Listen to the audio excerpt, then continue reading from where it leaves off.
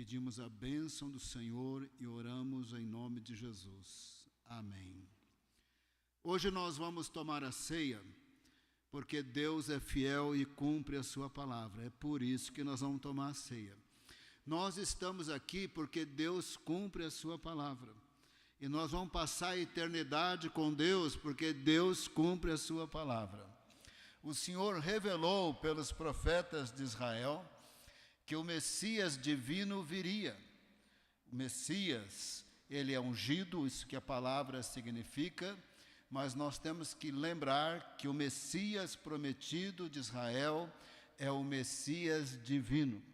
Não é só ungido, ele é ungido divino. Porque Elias era ungido, mas ele não era divino. Moisés era ungido, mas não era divino. Eliseu era ungido, mas também não era divino. Mas o prometido Messias, ele é divino. Sendo divino, ele é um com o Pai e com o Espírito Santo na Trindade por toda a eternidade. Sendo divino, ele é criador dos céus e da terra. Sendo divino, ele é eterno, ele é bondoso, ele é amoroso, de uma maneira que só Deus é e só Deus pode ser. Então ele viria sim da tribo de Judá, da família de Davi, mas quando ele viesse da Trindade para a terra, do céu para a terra, ele seria nada mais, nada menos que o de Messias divino. Então ele era o Messias eterno, porque ele sempre foi eterno. Ele era o Messias poderoso, porque ele sempre foi poderoso. Porém, ele era o Messias humilhando-se no tempo e no espaço para morrer por nós naquela cruz. Mas sendo ele uma das pessoas da Trindade, ele era o Messias divino, com todos os atributos de Deus, inclusive de santidade. Por isso que a morte dele promove possibilidade de perdão de pecados e vida eterna, porque era o Criador humilhando-se no tempo e no espaço, na pessoa da segunda Trindade, da segunda pessoa da Trindade, em plena unidade com o Pai, com o Espírito Santo, morrendo por nós naquela cruz. Por isso que vale. A morte de Jesus é a única maneira de Deus salvar toda a humanidade, pois ele é o Messias divino. A divindade dele aparece várias vezes no Velho Testamento, porém vamos focar nesses dois versos. Isaías 9, verso 6, deve ser projetado aqui na tela, talvez você pode acompanhar, meu auxiliar ali da mídia e José. Isaías 9, versos 6 e 7. Porque um menino nos nasceu, um filho se nos deu, o governo está sobre os seus ombros. Essa é a parte da profecia que está falando da humanidade de Jesus. Um menino nos nasceu, um filho se nos deu, e o governo está sobre os seus ombros, pois ele era rei, mas ele será da encarnação em diante, da hora que ele se tornou homem em diante, eternamente rei da tribo de Judá, da família de Davi, nascido em Belém da Judeia, como o Senhor havia dito. Essa é a parte do verso que fala da humanidade de Jesus. E o resto do verso fala da divindade de Jesus.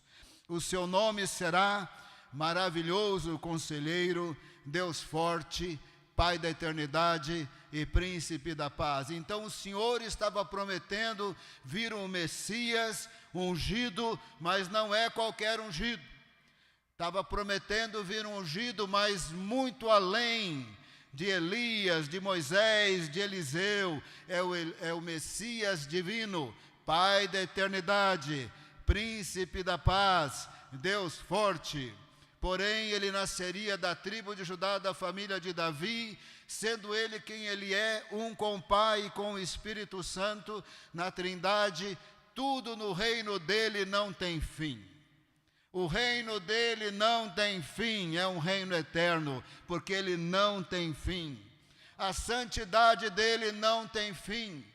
A bondade dele não tem fim. A misericórdia dele não tem fim. A salvação dele não tem fim.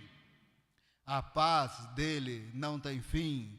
A justiça dele não tem fim. Esse é o verso 7. Ele estenderá o seu governo por toda a eternidade. Haverá paz sem fim sobre o trono de Davi, pois ele é da família de Davi, herdeiro do trono de Davi, como prometido ao rei Davi. E sobre o seu reino, haverá paz sem fim sobre o trono de Davi, sobre o seu reino, para o estabelecer e para o firmar com juízo e com justiça, desde agora e para sempre. No reino dele nada tem fim. O juízo não tem fim, a justiça não tem fim, a paz não tem fim, a vida não tem fim. Nele nós temos vida eterna. Quando ele viesse, sendo um com o Pai e com o Espírito Santo, ele sempre teve o Espírito Santo. Mas o Senhor disse que ele seria ungido pelo Espírito Santo para o seu ministério messiânico. Eu não vou ler, eu vou só citar. Está em Isaías 11, verso 1, 2, que da tribo de Judá, da família de Davi, da descendência de Jessé, pai de Davi, ou seja, da descendência de Davi, viria então o Messias e repousaria sobre ele o Espírito, o Espírito de sabedoria e entendimento, o Espírito de conselho e fortaleza, o espírito de conhecimento e temor. Então foi profetizado várias vezes que quando ele fosse iniciar o seu ministério, ele seria plenamente ungido pelo Espírito Santo. Por isso que ali no batismo o Espírito Santo desceu sobre ele na forma de pomba, e a partir daí ele passou então a exercer o seu ministério aqui na terra. O que o Messias divino veio fazer? O Messias divino veio pregar o Evangelho aos pobres, e o Senhor Jesus especificou nas bem-aventuranças que é pobres de espírito. Sabe, Jesus salvou muitas pessoas ricas. Tem pessoas ricas que são humildes. Tem pobre que come pão com banana misturado com farofa e arrota peru, né? É pobre, mas é orgulhoso. É pobre, mas é cheio de si. Ele veio pregar o Evangelho aos pobres de espírito, aqueles que estão abertos para Deus. Ele veio curar os quebrantados de espírito, pessoas que de alguma forma, pelas situações da vida, estão abertas para Deus. Ele veio pregar para os pobres de espírito, curar os quebrantados de coração, veio proclamar libertação aos cativos e pôr em liberdade os algemados. Quem são esses? Os cativos é a humanidade estava presa no pecado sem solução. A humanidade estava separada de Deus sem solução. A humanidade não tinha salvação e vida eterna e não tinha solução. E por causa do pecado, a humanidade estava morta espiritualmente, a caminho de uma morte física, sem nenhuma salvação e eternidade com Deus. Ela era escrava dessa situação. Ela era escrava também do diabo e das forças das trevas, estava sujeito à possibilidade de perturbações, mas agora em Cristo Jesus os nossos pecados são perdoados, temos vida eterna e nele nós temos autoridade para expulsar demônios e desfazer todas as obras das trevas. Tem crente até que não sabe e morre de medo porque não conhece as Escrituras, mas se conhecer as Escrituras, se você é do Senhor, tem o Espírito Santo, você tem autoridade. Você tem que usar essa autoridade. 70 discípulos de Jesus, em Lucas 10, não famosos, não sabemos os nomes, mas eram crentes. Jesus disse para eles: eis aí vos dei autoridade para pisar de serpentes e escorpiões e todo o poder do maligno, e nada absolutamente vos causará dano algum. Se você é do Senhor, se o sangue de Cristo te lavou dos pecados, está andando nos caminhos do Senhor, você tem a autoridade. Ele veio pregar boas novas aos pobres, curar os quebrantados de coração, pôr em liberdade aqueles que estavam algemados no pecado, no diabo e na morte. Ele veio a pregoar o ano aceitável do Senhor, para dizer: ei, tem tempo, tem tempo. A Bíblia diz que essa era vai passar, o céu vai passar, o sol vai passar, mas o reino de Deus não vai passar. Mas ainda dá tempo. Por isso ele pregava na Galileia: arrependam-se, é chegado a vocês o reino dos céus.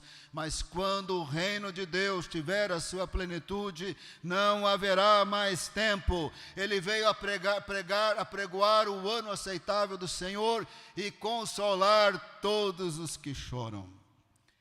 Só Ele pode fazer isso. Só Ele podia cumprir essa palavra, porque nós, nos nossos pecados, no nível maior, no nível menor, desprezamos alguém. Já o fizemos isso ao longo da história de nossa vida, poderemos fazer de novo, no nível maior, no nível menor, por causa dos nossos pecados, menosprezamos alguém. O Messias não menospreza ninguém. O Messias divino não menospreza ninguém. Ele também não obriga ninguém. Ele convida: vinde a mim, vós todos que estáis cansados e sobrecarregados, arrependam-se, chegou a vocês o reino dos céus. Ele não obriga ninguém, mas ele também não menospreza ninguém. Ele não menospreza até quem a gente acha que ele teria que ser menosprezado. Você quer saber? Se Hitler tivesse tido tempo e se arrependesse, Jesus não o menosprezaria. Ele é o Messias divino. Ele não é igual a nós. Por isso, quando ele estava lá no seu ministério aqui na terra, ele parou para conversar com uma mulher samaritana que tinha 5 maridos, possivelmente menosprezada na sociedade pela sua vida e certamente menosprezada pelos judeus, pois era samaritana, mas ele era o Messias divino. Ele parou para conversar com ela e a salvou, e salvou toda a sua aldeia. Os leprosos eram menosprezados, não tinham antibióticos.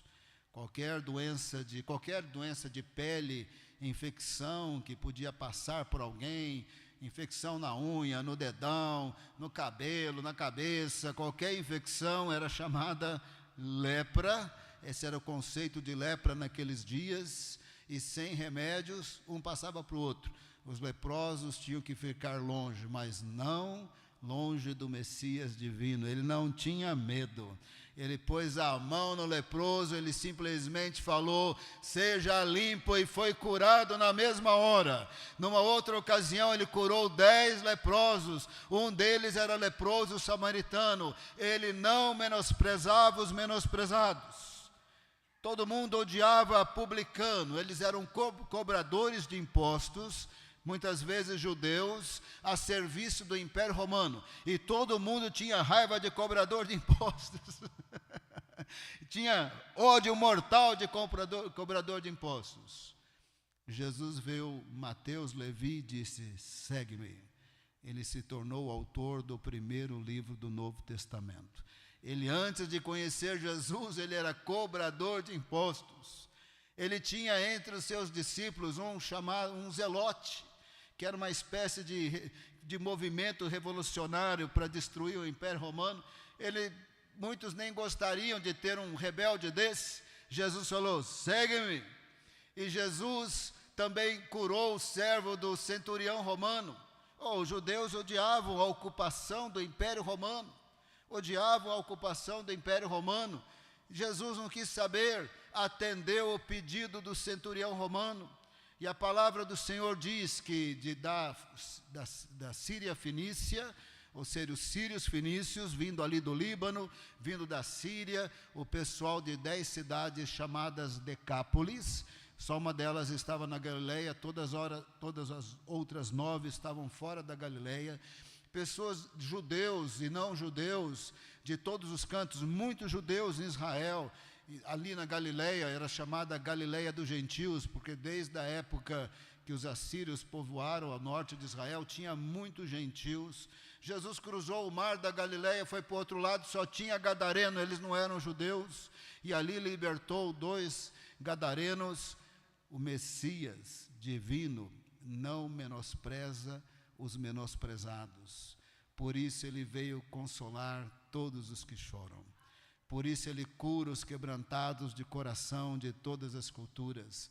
Por isso ele salva os pobres de espírito de todas as culturas.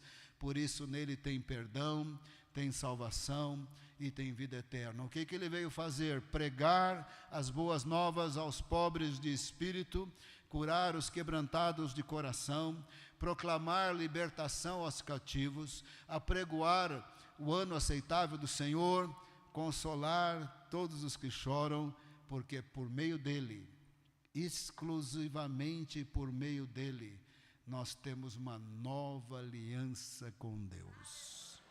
Na verdade, quem tem é Israel, já vamos ver isso, mas nós temos nele, através dele, uma nova aliança com Deus. Nós deveríamos estar muito alegres ao participar da ceia. Que se nós soubéssemos, nós lembrássemos o que é essa nova aliança com Deus, nós deveríamos ser pessoas muito alegres. Nós deveríamos tomar a ceia com arrependimento de pecados. Nós deveríamos tomar a ceia com muita alegria, gratidão e louvor. Mas sabe o que é muita alegria, gratidão e louvor? Sabe o que é muito senso de realização, de amado por Deus? Porque nós temos no Messias divino uma nova aliança com Deus.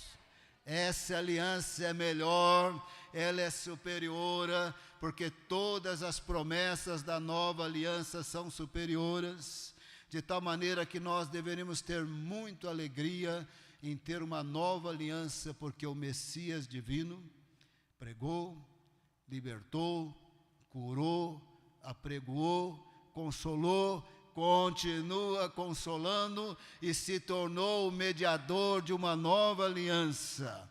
E nessa nova aliança, que é na verdade uma nova aliança com a casa de Israel, Deus, a primeira também era com a casa de Israel, nessa nova aliança com a casa de Israel, ele incluiu todos os povos da terra. Por isso que as promessas de salvação do Messias divino, da tribo de Judá, da família de Davi, judeu, esse Messias divino, ele é a luz do mundo, o Salvador do mundo, e nele nós temos uma nova aliança com Deus.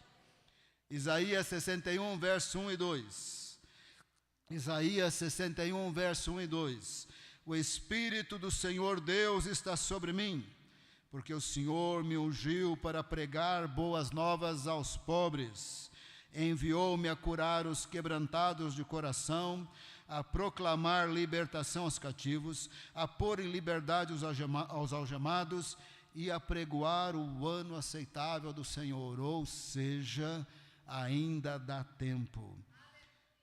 E a pregoar a vingança do nosso Deus contra o pecado, o diabo e a morte, e a consolar todos os que choram.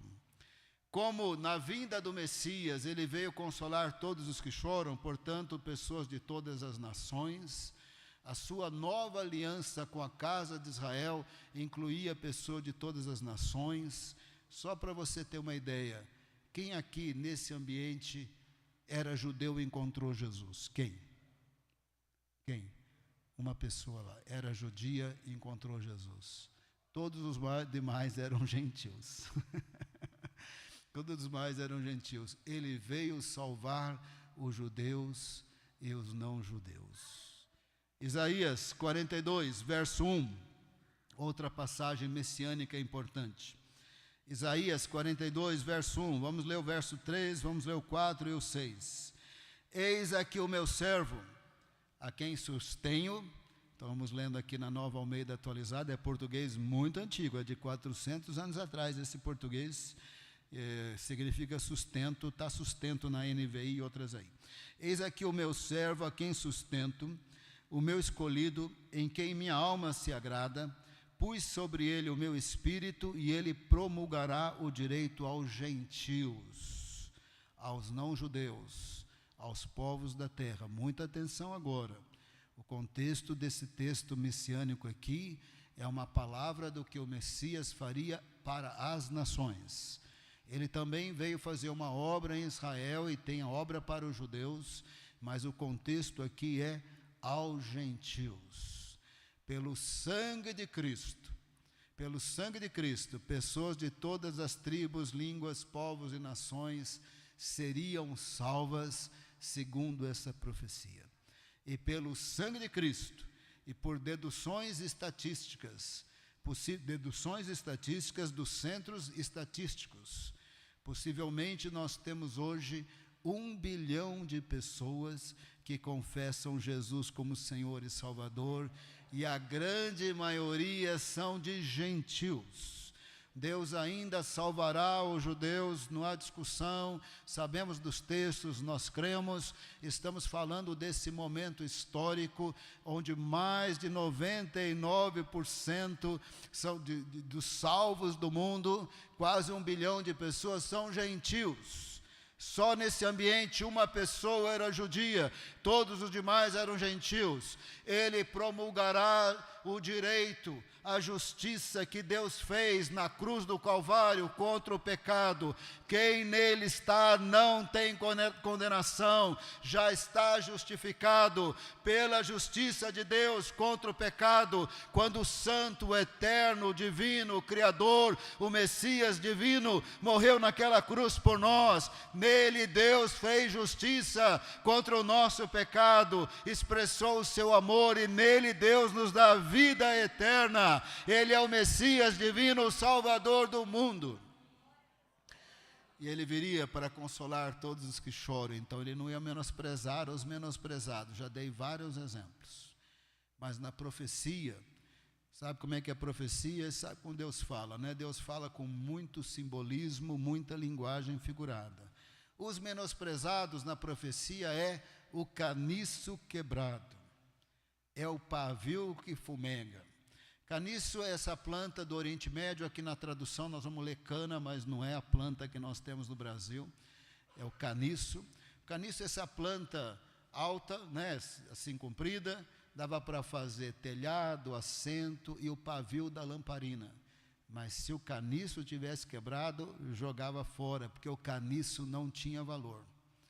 A lamparina que tinha o pavio fumegando, na época que não tinha energia elétrica, então não estava iluminando nada, não tinha valor. Pavio fumegando, na época que não tinha energia, não tinha valor. São simbolismo do que não tem valor. O Messias não ia menosprezar o que não tinha valor. Ele não ia menosprezar as mulheres, não ia menosprezar os samaritanos, não ia menosprezar os gentios, que eram considerados amaldiçoados, não tinham aliança, não eram circuncidados, não guardavam sábado. Ele veio salvar pessoas de todos os povos, tribos, línguas e nações. Verso 3. Verso 3. Não esmagará a cana quebrada, na Nova Almeida atualizada, mas não é a cana que nós temos aqui que faz álcool, é o caniço. Não esmagará o caniço quebrado, o que não tinha valor, nem apagará o pavio que fumega, que não tinha valor. Com fidelidade promulgará o direito. E o contexto aqui é o direito, a justiça de Deus contra o pecado, também para todos os povos da terra, e todos os povos da terra inclui também os judeus. Deus vai salvá-los em grande quantidade. Verso 4, não desanimará, foi fiel até a morte e morte de cruz. Nem será esmagado ninguém para o Messias divino.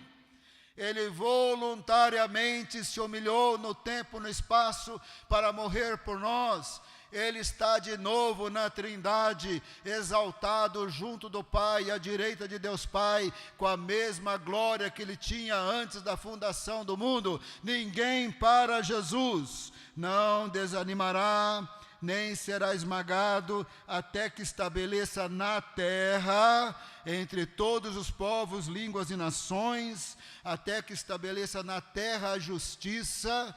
E depois de 27 séculos de Isaías, estamos falando de 1 bilhão de salvos. Nem será esmagado, até que estabeleça na terra a justiça, e as terras do mar aguardarão a sua doutrina. As terras do mar somos nós. Viajar do tempo de Isaías até aqui, irmão, não era possível.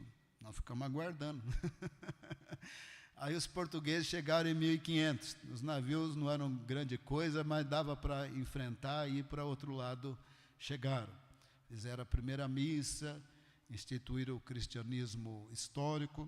Talvez alguém lendo a Bíblia, algo assim, possa ter encontrado Jesus. Mas para chegar aqui e pregar o Evangelho à luz das Escrituras, foi a primeira vez, foi em 1855, quando um médico escocês chegou no Brasil, primeiro missionário protestante evangélico, chegou em 1855 e fundou a Igreja Congregacional. Demorou séculos, uns 25 séculos, para o Evangelho chegar, como pregamos, para chegar aqui no nosso país. Estava profetizado. As terras mais distantes aguardarão e ficarão aguardando, mas vai chegar. E agora chegou, irmão. Não é só no Brasil, em toda a África, em toda a Ásia, lugares chamados fechados, como o Irã, está lá progredindo, outros lugares está lá progredindo, a palavra do Senhor está se cumprindo, porque o Messias veio para pregar, curar, libertar, apregoar, consolar todos os que choram e fazer no seu sangue uma nova aliança com a casa de Israel, beneficiando todos nós, porque Deus nos incluiu nessa nova aliança. Verso 6, eu, o Senhor, 42:6, eu, o Senhor, chamei você em justiça, eu tomarei pela mão, o guardarei e farei de você mediador da aliança com o povo de Israel, e luz para os gentios. Aqui estava profetizado que quando Deus cumprisse a promessa de uma nova aliança com a casa de Israel, o Salvador de Israel, o Messias divino, seria o Salvador de todo o mundo. Por isso, na profecia, ele é chamado luz dos povos.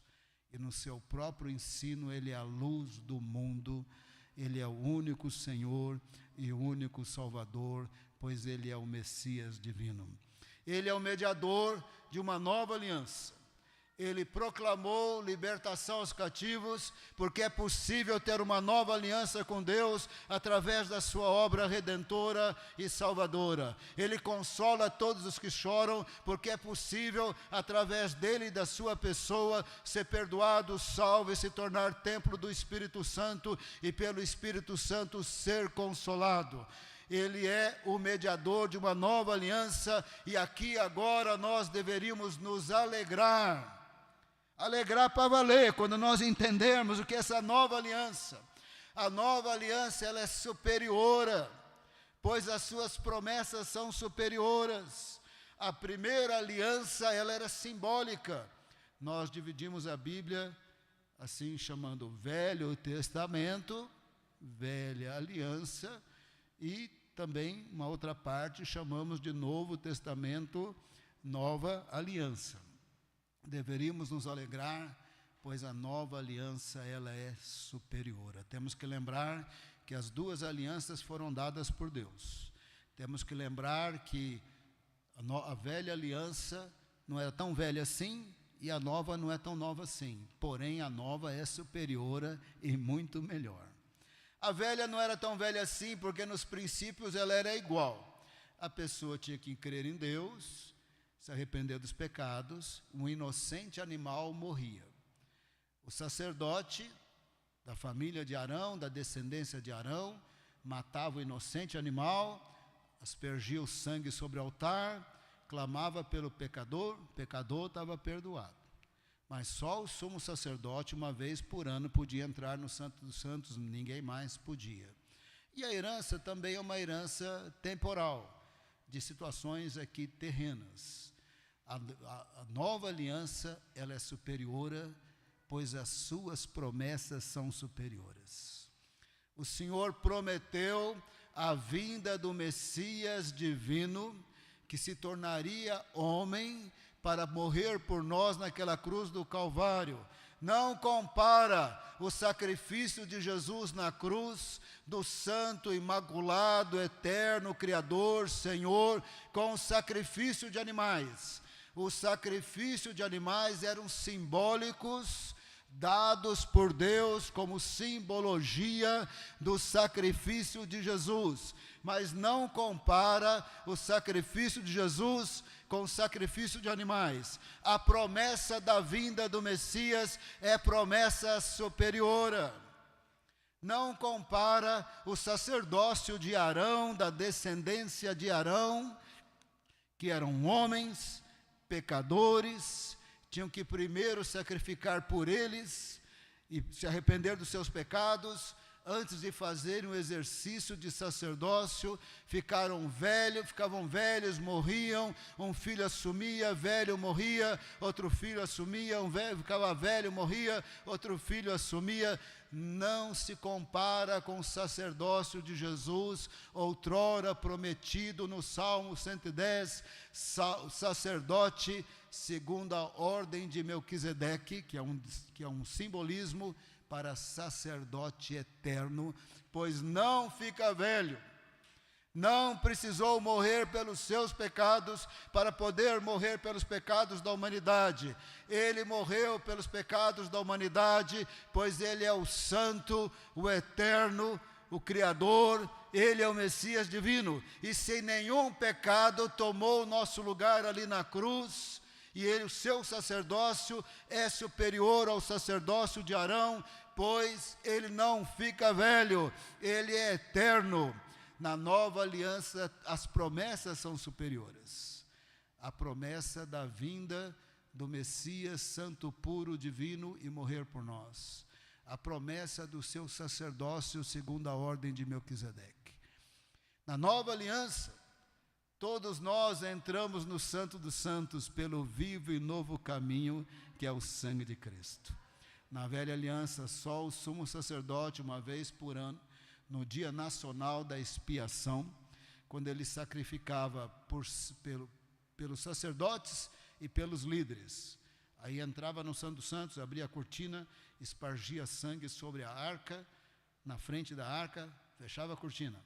E ela ia para lá, sacrificava em prol do povo, abria o Santo dos Santos, aspergia sangue de novo. E só ele podia entrar uma vez por ano. Agora, pelo novo e vivo caminho que é o sangue de Jesus, nós todos entramos na presença de Deus. A nova aliança é superior, pois as suas promessas são superiores. Na velha aliança, Deus escreveu os mandamentos em tábuas, e depois no papiro. Na nova aliança, Ele escreve no nosso coração, pelo Espírito Santo. Presta bem atenção no que eu vou dizer. Crente sabe porque crente sabe. Mesmo que o crente não leu a Bíblia toda, não foi tão bem discipulado, o crente sabe porque crente sabe. O Espírito Santo está dentro de nós. A gente sabe quando mentira é mentira. A gente sabe quando a boca está suja. A gente sabe quando aquele filme está indecente. A gente sabe quando aquelas cenas não estão boas. A gente sabe quando o ódio no coração não está bom.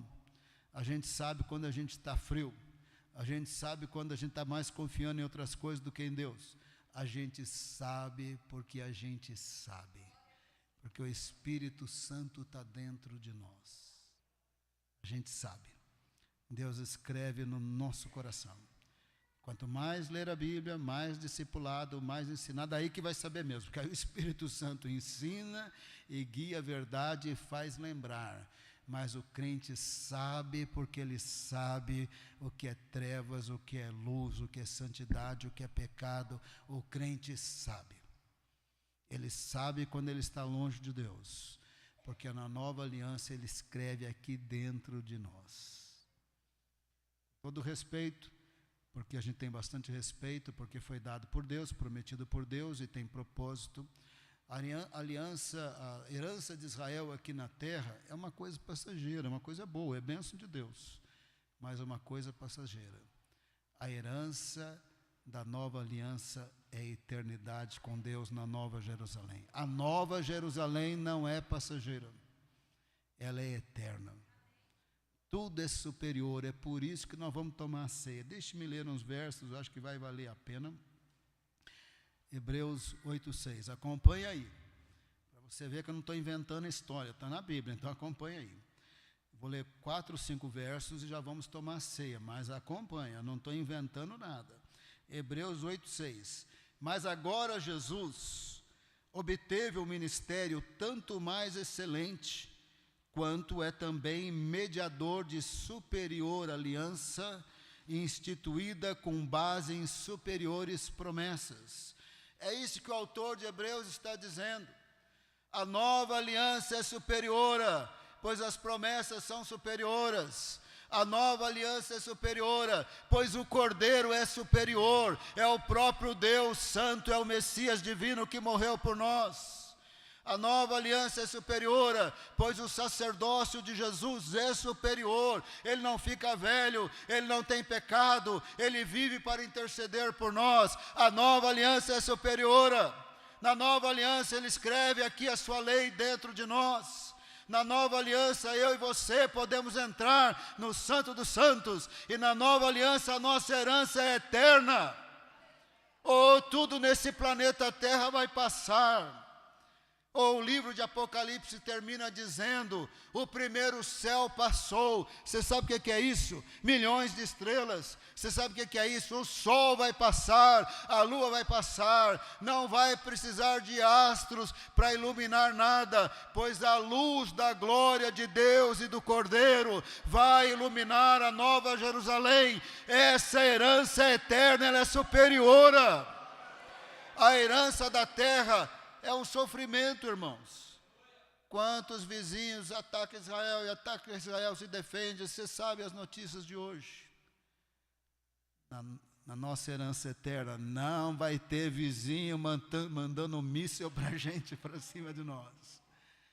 Porque nós temos uma nova aliança no sangue do Cordeiro. Vale a pena ler mais um pouco. 8:8. E de fato, repreendendo-os, diz: eis aí vem dias, diz o Senhor, e firmarei nova aliança com a casa de Israel e com a casa de Judá. A nova aliança é com eles. Mas segundo as promessas de salvação, Deus nos incluiu, por isso que tem texto messiânico também falando da nossa salvação. Hebreus 8:10, nós estamos incluídos pelo sangue de Cristo. Nós estamos dentro, irmão. Você está dentro, tá? Você não é judeu, mas você está dentro. Você não precisa virar judeu para estar dentro. A gente está dentro pelo sangue do Cordeiro. Verso 10, porque esta é a aliança que farei com a casa de Israel. Depois daqueles dias, diz o Senhor, imprimirei as minhas leis na mente deles e as escreverei sobre o seu coração. Irmão, você tem o Espírito Santo. Não tem onde correr. Você sabe que pecado é pecado. Aí você confessa pecado. Você tem o Espírito Santo. Não adianta distorcer a Bíblia, você vai ficar sem paz no coração. Você tem o Espírito Santo. O Espírito Santo não vai te abandonar. Não vai te abandonar. Então, quando você perceber, você está perdendo a paz, volta para o Senhor em oração. Verso 11.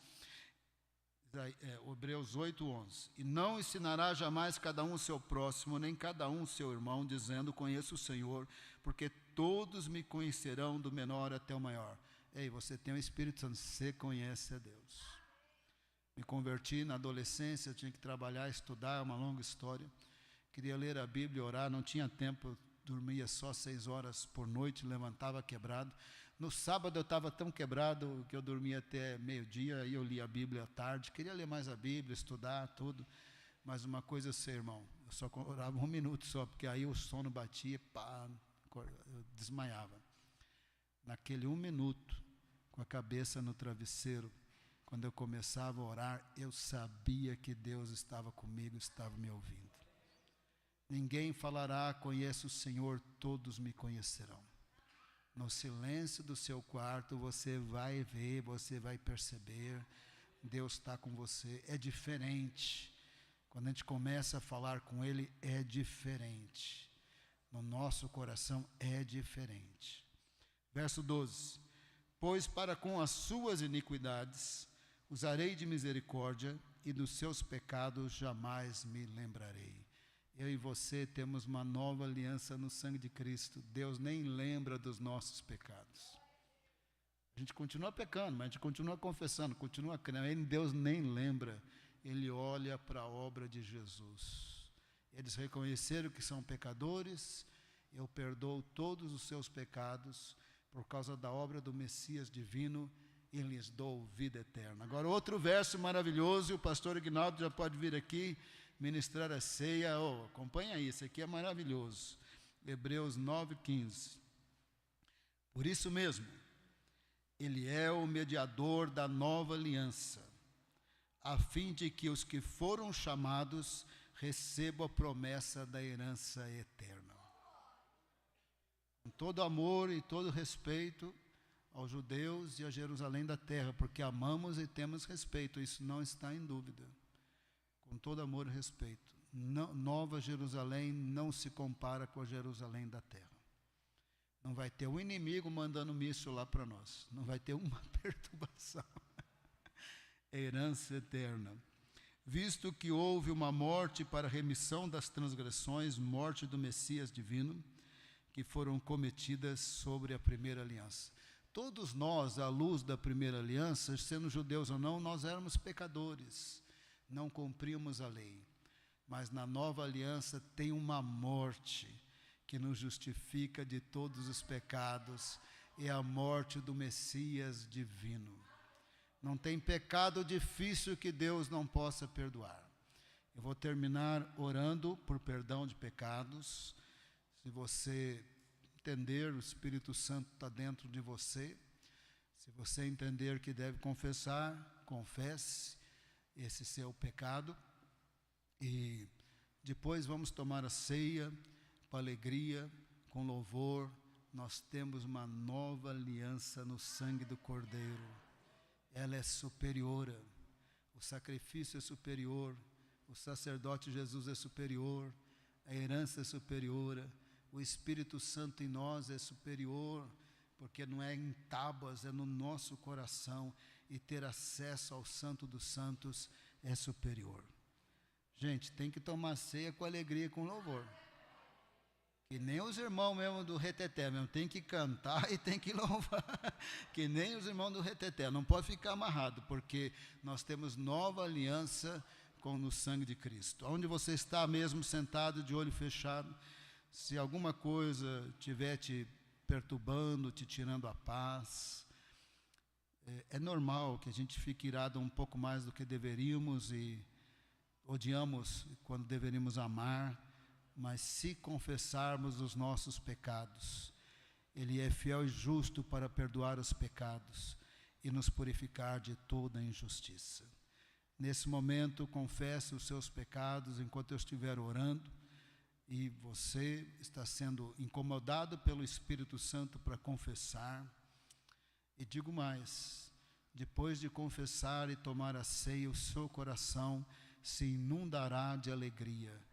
O Espírito Santo está em você, Ele inundará o seu coração de alegria. Pai, nós agradecemos por Jesus, pelo Messias divino.